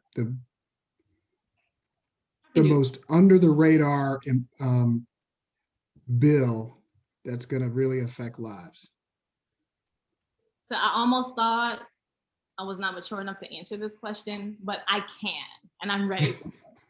I'm so ready for it. So everybody give Aird a hand. You guys know I can go petty in 0.2 seconds. So I will talk about actually one bill that I struck from the docket, which was my desegregation of school division lines. That bill is coming back, and it's critical because no matter how many resources we pull into our schools, the way the school division lines are drawn has everything to do with the equitable way that students are getting what they need. So for example, there's no reason that in Petersburg, we have schools that are struggling financially from an infrastructure standpoint, academically from an accreditation standpoint, and you drive 20 minutes up the road to Chesterfield County and they are one of the most renowned school divisions in the entire Commonwealth. And I'm not saying that Chesterfield needs to take over Petersburg or anything like that for the people who will get alarmed from hearing me use those two examples. But the fact that that exists still in our Commonwealth is a problem. And number two, the fact that if you take a school district like Jeff's, which is much larger, the city of Richmond, and you have segments that are highly rated, highly resourced, but then you can go to another part of that division and have the infrastructure crumbling. And this is oftentimes true in urban communities, in our rural communities. This is a problem. And my legislation was some reason sent to an SOL committee versus the actual committee it would fall within, which is how I knew it was going nowhere this session. And I'm okay with that, but we will continue to work on this, and the bill is definitely coming back next session. So I'll say that for my disappointment. What was the biggest under the radar one, like the success? What about the other one? I was trying to buy some time. I don't know about that one yet. Okay, so I can go for disappointment. We can do a round robin with disappointments first, and then we'll end on a positive note. That's great. My biggest disappointment was one that I was working on with Justice Forward. And right now, once you are transported to a DOC, Department of Corrections facility, the ability for your case to be reconsidered, even if the judge wants to, even if the judge wants to reduce your sentence because you've done something good, blah, blah, blah, they are unable to, simply because you got transported to a DOC facility. So if you're in jail, you can, but if you got sent to a DOC facility, you can't. It felt like a whole day. I can't remember how long I was before the subcommittee, but we put in a lot of work. We put in a lot in the arguments of it, trying to get the facts out. I feel like I was a little mouse being dangled while the cat was playing. But ultimately, there were reasons and rationale that were given as to why the bill could not move forward. Now, I could have dealt with that. But 30 seconds after me, a Republican comes up with a bill that does like this much of that, but does not fix any of the problems as to why my bill was killed, and it got passed with like less than 5 minutes of discussion. And so I just, you know, when people have rationale for voting against a bill, cool, do that, be that, but be consistent. My disappointment are the inconsistencies that we see in argumentation against bills. That's it. I remember that. She was hot as fish grease. I have two disappointments. A Black reference, Jay. The first one is really quick, and we are not done on the Office of Civil Rights, because that office needs teeth, not just a policy pronouncement and a name change. It needs to be able to go after the things that are near and dear to our hearts, civil rights of every single Virginian, right? We're not done, coming back. And two, and you guys know what I'm gonna say, I just want some real energy reform. That's it. I'm tired of these bills dying in the Senate. Like, if they're gonna kill them, let's meet and talk about it on the Commission for Energy Utility Regulation. Like, this isn't just a niche issue anymore. It is something that is pressing as we move towards clean energy. We need to hold our utilities accountable. And I'm screaming about this until I'm blue in the face, and I won't stop trying. And that's one of those things where I feel as if everybody is talking past each other and no one trusts each other. And so we are doing that at the expense of hardworking Virginians who are paying too much, right? And we are enriching this corporation because we let them do that. And that's not to say that Dominion is bad, because I actually don't believe that they are a bad actor. They do what they do because we let them. And so I've been disappointed, one, that we can't have these conversations, and two, that the legislature continues to allow them to run roughshod over everyday Virginians. That's it. And to make that really plain, the reason why that matters is because what you're paying out of your pocket every month to this entity has a real effect on you. Period, period, period. And it might not be a lot to people who are like, well, we don't have to think about this. $20, an extra $20 is a lot over the course of a year to a family in my district. And, that's clothes, food, they can spend that money a lot of different ways. And when that company is worth billions and billions and billions of dollars and their stock price is going up every day, I understand they try to do things from an altruistic standpoint. That's what they say, but never forget that their obligation is to their shareholders, while our obligation as legislators, and I know you guys get it, but I want the public, our obligation is to you. And so if you see people who are not being good stewards in their obligation to you, I want you to think really, really long and hard about whether they represent you and represent you in your interests well. And that's all I'm going to say about that. What about you, Jeff? I think my biggest disappointment is once again qualified immunity, and not because we just lost the bill, but because I spent a lot of time between the end of special session and the beginning of this session, like trying to incorporate a lot of the criticisms, the concerns that a lot of groups, a lot of people had, and it just was what it was. I think there's a couple that I think fly under the radar. I think the work that Price did on codifying the eviction protections that we did in reconvened special session, that's flying. I mean, it shouldn't fly under the radar, but it is. I mean, there were a lot of big issues this session, right? I also think in the budget again, the investments we made in HBCUs, huge. But for me personally, I think, when you think about the criminal justice reform that we've accomplished this year with pretrial bail, expungements, the abolishment of the death penalty, abolishment of the my bill to allow the introduction of evidence of a mental illness or ID or DD or autism. I mean, it's just, you don't know until you really start talking to the providers, the practitioners, the parents, the people, how important something like this could be and will be. And we had, so I that's what I would say are my biggest under the radar and then biggest disappointments. And I guess the biggest disappointment too is mandatory minimums. We already said that earlier. Yeah, I think the under the radar stuff, it's really, there's this document that's going to come out, and what is it, like in due course or whatever, and it's going to be pages and pages and pages that outline the bills. And there were so many headliners, and I get it, but there's so many bills that will impact just regular everyday life.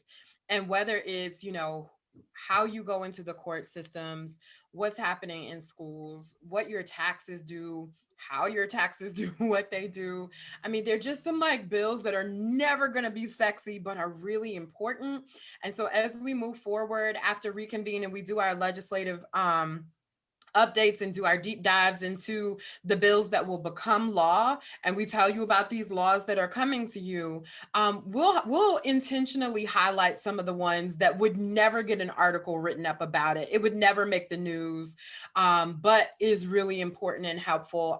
So I appreciate that question, and also I reserve the right to really do a big, deep dive into some of those as we move forward to reconvene and after. I mean, I figured out what mine is.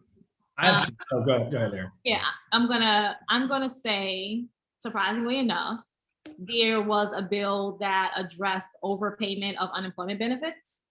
And I think that was actually a huge sleeper because we are now seeing the ramifications of getting the COVID relief out, unemployment out really quickly and into more people's pockets. But there is always administrative mistakes that can be made. And the fact that despite whether that mistake was made, we're not going to allow for a punitive approach to occur. We're going to think through the need that people have. And so I think the legislation was by Sally Hudson and it addresses that dynamic. And I just think that was a huge to do, especially in this time. I mean, think about the COVID presumptions for I workers. was just going to talk about that. I mean, the fact that we paid sick leave, I mean, any other session, like they would have been the bill, right? Shout out to Chris Hurst for the COVID presumption, retroactive all the way to March 12, 2020 for healthcare workers. Yeah. That's a big bill. Huge. That's a big bill. And I hope that we can work with the governor to get ours for, EMS and firefighters and the other frontline workers to go beyond September retroactivity. So, but Chris's bill is huge. The other bill that I want to talk about that again is super technical, but is going to have these this is justice reform at its finest, is Don Scott's bill about not letting being incarcerated count as being unemployed, right? Count towards child support payments. That's huge. And again, flew under the radar because it's not sexy and it's hard to digest that into a headline. But from a long-term perspective, from justice reform, that is one of those things that in 10 or 20 years, we're going to say, man, that was huge. That was huge. And I dare say that over the long term, it's going to have, I'd say, just as big of an impact, if not more, than abolishing the death penalty, right? Than taking away the presumptions for bail, because that impacts a lot of people. And again, Don isn't one who I think is gunning for headlines, but I want to give him the shout out because that bill, and I remember voting for it, and I remember thinking this is going to be transformational. And I think, Jeff. I mean, I remember hearing it in subcommittee. I was like, they know? Are they hearing this? I mean, because there was a couple that dealt with child support that are really transformative too, and I'll get it wrong, but if Delegate Hope's still watching, he had a really good one too. But I mean, there's just so many that flew under the radar. I mean, the fact that, Aird knows I was ready on the floor for her ban the box bill. I mean, but there was no discussion, no debate. I mean, no, I know, but I'm just saying, But it's funny because we often say, and for the advocates that are watching, this is even in committee, don't stop a moving train. If that tool is on its way out, it has the votes. Don't get in the way of it. Let it go. I wish more of our members,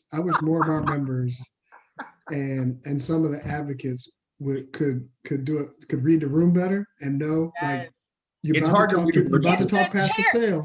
You're about to talk past the sale. Sickles will help you. Is there anything that you'd like to say about this bill that's about to pass? He gives you a clue and say your name, we support, do your job so you can check the box, but then be out.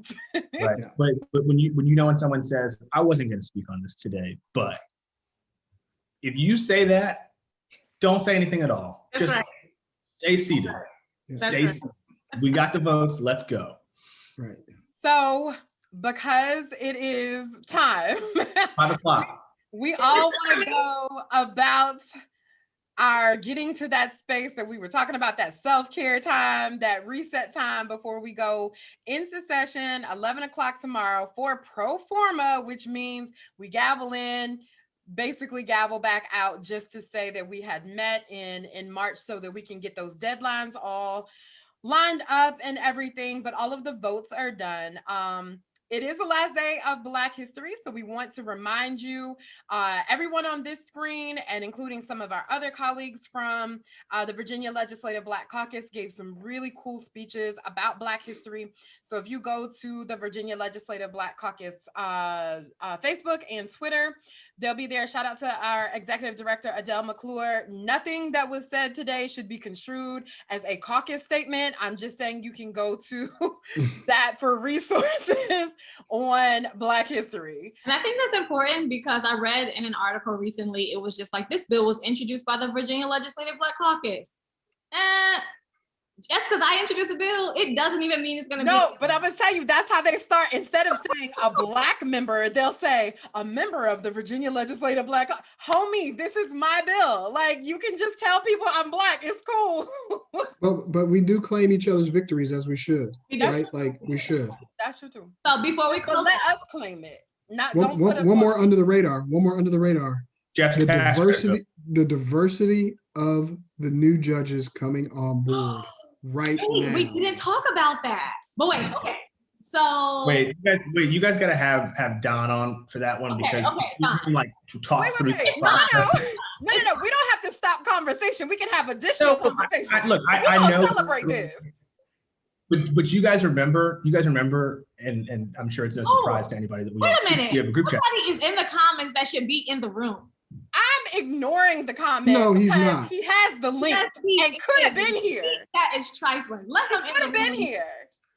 That's Let me go and get this guy. all right, hold on one second. Wait, can I finish the judge thing real quick though?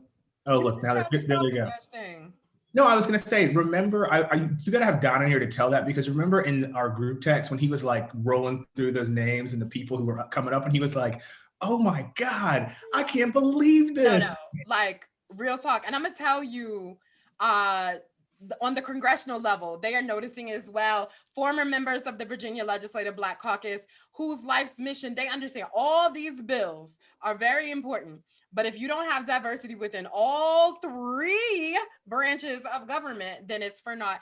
We are significantly behind. And so it was brought up to me by like Congressman Scott, like if you want the bench to reflect the proportion of population, like we gotta make up some lost time. And we damn sure tried this year.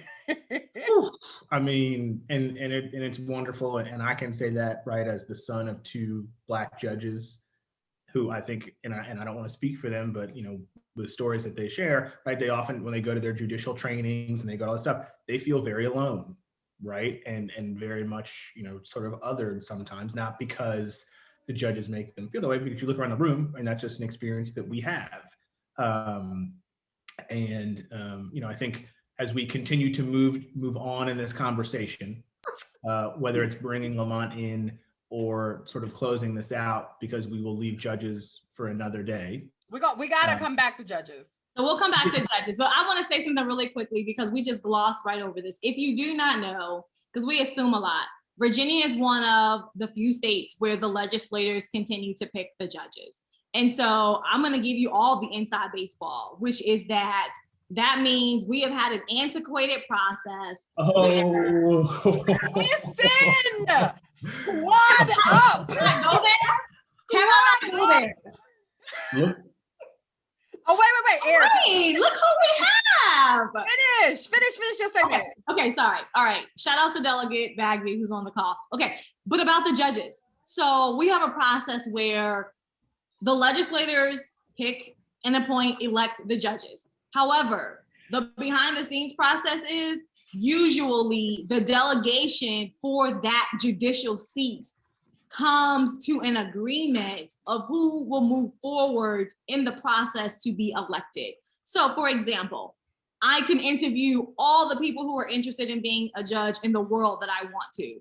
But if my delegation, traditionally, there's a difference between what was happening in the minority and what was happening now that I'm in the majority. But I will just say traditionally, the process has been after I am vying for a particular candidate, my delegation has to be in agreement that they are willing to put that person forward to be elected by the body in its entirety. Now, the process, I'm speaking specifically to the House. The process is a little different in the Senate, But what I want you to know is that when we were in the minority, sometimes that didn't even happen. I could have someone that I wanted to be a judge, but if Republicans did not agree with that, then that person never saw the light of day. And so when we say we are behind, that is because this is one of the most highly charged and political processes that go on, in addition to the development and fight over the budget and the development and fight over legislation. And I'm done. I just wanted to make that clear. And we will totally come back. Good afternoon, Delegate Totally Bagby. come back to judges. But I need Jeff on the screen so they can get this screenshot. Yes. That's my This job. is what we were talking about, y'all. This is it. So everybody smile, say cheese for them. Got it. Delegate Bagby, Mr. Chairman. Hey, but look, we don't have much time on the floor to discuss this kind of stuff. But one thing I think my good friend from Shenandoah mentioned is, and a couple other delegates from the other side mentioned, was the fact that when they had the majority, it was this sort of collective as it relates to choosing judges. And so I hate to use names, but I'm going to use some names real quick because That's why this is setting the record straight. Go ahead, Mr. Chairman.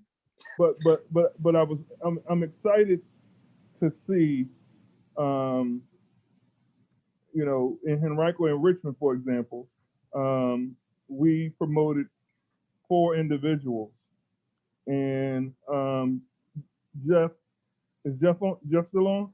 Yeah, I'm here. And so I'm excited that the 2 individuals, who are the 2 individuals that we promoted in Richmond? One was Jackie McClinney Wallace. And then we appointed Devica Davis to fill her. Correct. And so it's 2 sisters in Richmond and 2 sisters in Henrico. And so it's just an exciting time, but they try to sort of guilt trip on us on a couple of, I think somebody on this call was responsible for pulling somebody that said the wrong thing About that. and decided he wanted to be a judge. So, Mr. Chairman, hey, we're gonna have another one about the judges. And I don't want to talk about the judges, but this ain't my call. That's what I was gonna remind you of, sir. Last thing about finish that part though. No, come on, because it's a whole deal. We've set up like a couple of things. We're running on. Marcia, You might not get him back again. No. Hold up. I will remind you of the title of this here show and let you know that just like I pushed a button for us to go live, y'all can too. What I want to tell you is, in order for us to have full conversations, we like to educate about the process. We like to give context. We don't have the time to do it justice here. So what I do want to do is— Can we get them to promise live while we're on the air that they're going to come back and do this? Of course they're going to come back, because we already asked them to come back. They'll come back. But I did want Delegate Bagby, Mr. Chairman, to have the opportunity to answer Jeff's question. Is he there? You there? One of your biggest disappointments within the session and one of the biggest bills that flew under the radar, but is like a really big deal. Well, you already tackled all of them, but what about yours? But my main thing was judges. Sir, you have a whole bill. I'm so excited about all these Black folks that are going to the bench, and I'm also excited about the appellate court and what we'll be able to do with that. And we want to give time to decide. And that's under the radar.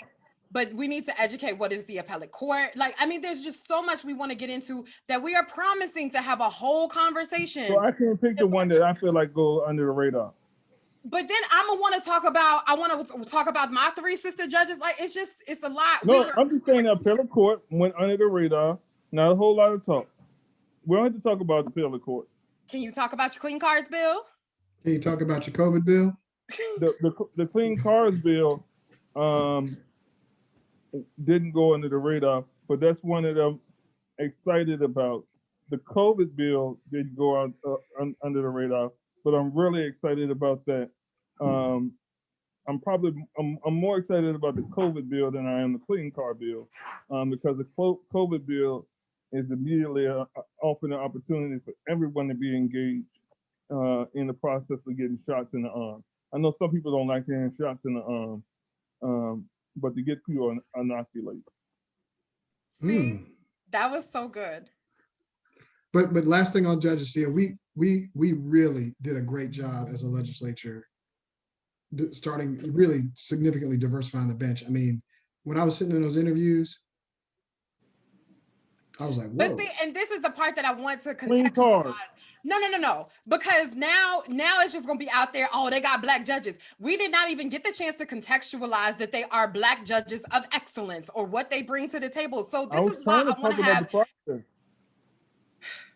So what I was saying was, I would love. See, this is what it says. Excuse me, I'm speaking. I would love to have a whole show where we talk about the process. Some people didn't even know that we're the ones that choose judges. Like, we need to slow walk that through for people who understand. So it's not just some random conversation that we got more Black people, but intentionally what it was that we were doing. And now we are literally at 2 hours. And so I gotta be the bad guy now. Delegate Aird is usually No, I'm not ready to close now because so when we talked about self-care. I didn't tell you mine yet. You all gave me 2 of my bills, but that's not the one I wanted to highlight. Let him talk. Get to the bill though. Like don't be out of order. No, but y'all said 2 of my bills, clean cars and the inoculation bill. But I wanted to talk about voting on Sunday. So to the polls official now. You can go to church, you can go vote, and then you can go to brunch. All on God's day. Sunrise service, vote, brunch. That's amazing. it right there. Beautiful day. Talk about priorities. Okay, so did you say you could not share your disappointment bill? Oh no, I did. Which one was that? Well, I mean, I've been trying to give myself a couple days on this bill, and sort of refresh and, So we talked about that. We have a lot of work to do on this marijuana bill, and that's the bill that is going to keep me up at night working for the next X amount of days until veto session. Tell the people why. Say again? Tell the people why this bill will keep you up at night. Because we need to, I really think we need to speed the process up a bit. We need to make sure we take care of all the things that I think people expected this bill to do. And make sure that there's no question about the laws associated with it, particularly in the area of juvenile support. So expungement, juvenile support, making sure people that look like us, that don't have generational wealth, have an opportunity to in this industry. So those are some things. Mr. Chairman, oftentimes on this call, we try and talk about what people don't see, what they don't know, to give them a glimpse into the process. Delegate Price and I have always generalized being assigned to a conference committee and bills going to conference. As an actual conferee on this legislation, can you talk broadly about what happens once you are a conferee on a bill and what that process might look like generally? And it all depends on the bill. Some bills are easier. This bill, I almost cursed. This bill, some of the members of the Senate were just, I couldn't believe it. And so that's why, I've said to anyone that I've talked to about this bill since the vote, that, and the governor as well, we have to have more public conversations about, or negotiations about marijuana justice. Because I need those people to say it publicly, they haven't had to say it publicly, because we'll do a Zoom or we'll meet, but the public's not there. So I really want some forums with the conferees participating, So and just go through the bill.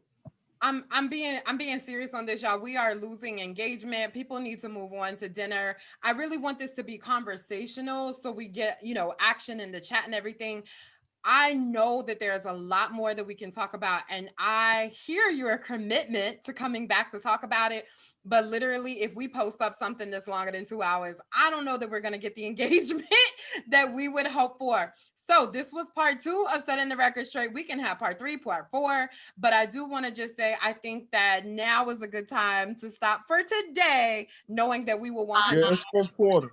Fine, I am the closer, and I was trying to close earlier, but you wanted to keep going, but my time has arrived. So I want to say that to each and every one of you first on this call, we talked about trauma earlier. We talked about self-care, mental health. We have, as always, experienced a lot during this session. And now it's time for you to take some time and take care of yourselves mentally, physically, and spiritually. So please undo your notifications, take a step back, unplug, and do whatever you prescribe to fill yourself and build yourself back up. To those who are watching, we've already talked about all the bills that are headed to the governor's desk. Really quick caveat, if it was a resolution, it's done, it's law, it's going to be enrolled. But for the bills, they're headed to the governor's office where he may or may not make changes. He might just sign, and then we will address those on the reconvene in April. But otherwise, take care of yourselves. Thank you so much for your commitment to supporting the work being done here. And you can also continue to learn Black history tomorrow too. Yes. And it's Women's History Month. And Women's History Month. So thank you all for tuning in, and take care and have a great Sunday evening. Bye-bye.